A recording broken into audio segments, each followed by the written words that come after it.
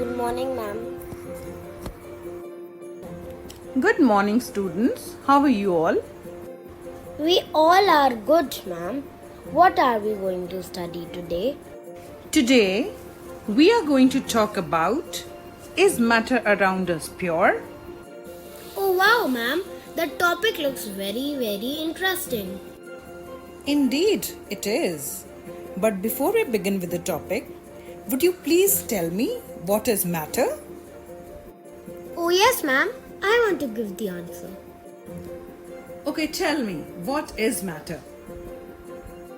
Matter is anything that takes space and has mass. Well done, Olivia. Okay, let's learn a lot about matter. Let's Hello everyone. So as you heard, the topic that we are going to cover today is matter around us pure? Now let's start to understand this topic. So as we just talked about that what is matter. So matter is anything which has some mass and occupies space. When we talk about the characterization of this matter or the dividing of this matter, we actually categorize this matter into two types. One is called the pure substances and one is called the impure substances. But what is the meaning of this word pure? When we go to the market, we buy anything. We buy some fruits or vegetables or any bottle of jam or ketchup, or when you buy anything, we make sure that whatever you are buying is free from any type of impurity. There are no germs, it's completely pure. We make sure that. But does this word actually same for the scientists? No. According to scientists, the pure substances means the substance which is made up of only one kind of particles or identical particles. Now let's understand this. What is the meaning of actually with this statement? So when we talk about the identical particles, if I take the example of hydrogen, hydrogen, H2. So hydrogen gas is made up of two atoms and both these atoms are same, identical. So hydrogen is a pure substance. Oxygen, O2. Oxygen made up of two atoms is pure substance. Let's talk about some compounds that we already read in grade 8. Compounds NaCl, sodium chloride, common salt that we eat, Na and Cl, two elements made up of only two elements which are actually chemically bonded together. So when two elements are chemically bonded together, that forms compounds and these compounds are pure. Now the point is the point which is very important to note here is when we talk about pure substances, it can be sodium chloride or it can be calcium carbonate or it can be magnesium chloride, ammonium nitrate. It can be any compound which is chemically bonded together. When we talk about specifically about these these substances can only be separated through a chemical process. It's a very important point here to note. For example, if I talk about water, H2O. So in water, hydrogen and oxygen, we have two types of elements, right? Two atoms of hydrogen and one atom of oxygen. They are chemically bonded together and they form water. But if you want to break water into hydrogen and oxygen separately, there is no physical method through which you can do that. You need to use a chemical method like electrolysis. So here you are using a chemical method to separate the compound.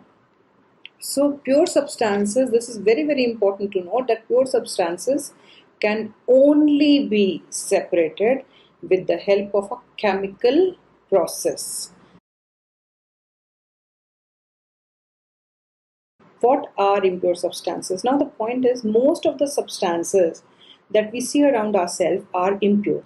Air is one of the example, or if I talk about in a layman language, when we eat salad, if you see salad, so in salad we have tomatoes, we have onion, bell peppers, salad leaves, cucumber, so many stuff, so many types of particle together. impure substance. When we eat bhel, when we eat poha, when we eat a type of curry, different things are mixed together and the proportion is not fixed, right? So sometimes when you cut salad, you can put maybe one cucumber, and in the next time you are putting two cucumber together. So the ratio is not fixed, So this is the impure substance. Like here, you can see the picture of Legos. Many Legos are together with different colors, different sizes, different shapes. Again, this is an impure substance. So, what are impure substances? Impure substances are the ones which are made up of different kind of particles, or you can say the particles are not identical and they are not chemically binded together. It's very, very important to note here that the different elements who are making this impure mixture or any impure compound, they are not chemically binded together. Let's talk in a more layman language so that you can understand this is what is impure substance actually. So when you go and watch a movie, you order some popcorns. So when you order popcorns, if you are taking the popcorns which are mixed with butter popcorns and the salted popcorns, or the butter popcorns and the sweet popcorns, so when that person is giving you the popcorns, have you ever noticed is that person is measuring, or that person is counting the popcorns, then he is giving you the popcorns? No, it never happens. So mixture is the one in which different elements are present and the ratio of those elements is not fixed. So the ratio can be anything. But like we talked in a pure substance, the ratio is always fixed. Like we talked about when we talk about water, in water the ratio is always two atoms of hydrogen and one atom of oxygen. That is 2:1. That ratio is fixed. But again, when we talk about salad, when you talk about any type of curry, when you talk about any type of bhel, or when you talk about any different things which are made up of with different particles which are non-identical particles, the ratio is not fixed, then this type of substance comes under the category of impure substances or mixture. Again, when we talk about mixture, there is a variety in mixtures as well. So mixtures can be of two types. One is called the homogeneous mixture and one is called the heterogeneous mixture. Now, if you before we discuss that what is a homogeneous mixture or what is a heterogeneous mixture, let's just see the pictures over here. In the homogeneous mixture, I have pasted a picture of a cup of tea, and in the heterogeneous mixture, I have pasted a picture of oil in water. So what do you observe with these pictures? What do you think? What is the difference you can see? Let's try to understand in a bit more elaborated way. So now I'm going to show you the different type of mixture, that is the homogeneous mixture and the heterogeneous mixture. So now you can see that I have taken 2 glasses of water. In 1 glass of water, I'm just adding a small amount of salt. This is the salt, this is the water, I'm just mixing it together.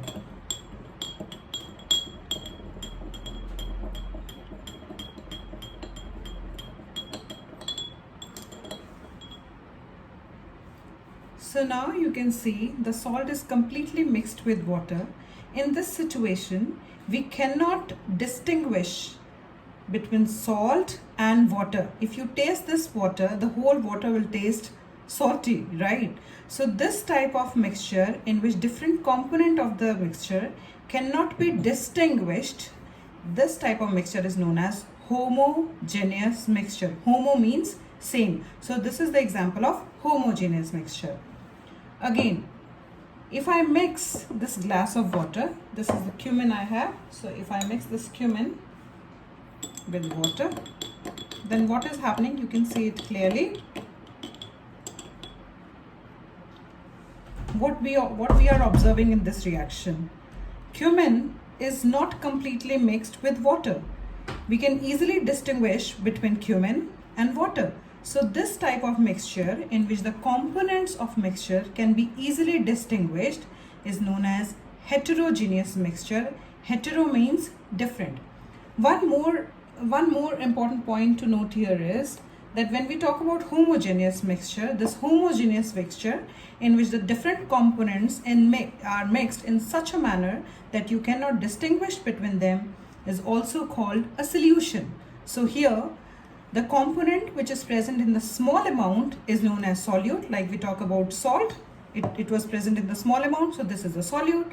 And water, it was present in the bigger amount, so water is solvent. So this is also called solution. Thank you for watching the video. In the coming video, I am going to cover concentration, dilution, colloidal and suspensions. Thank you.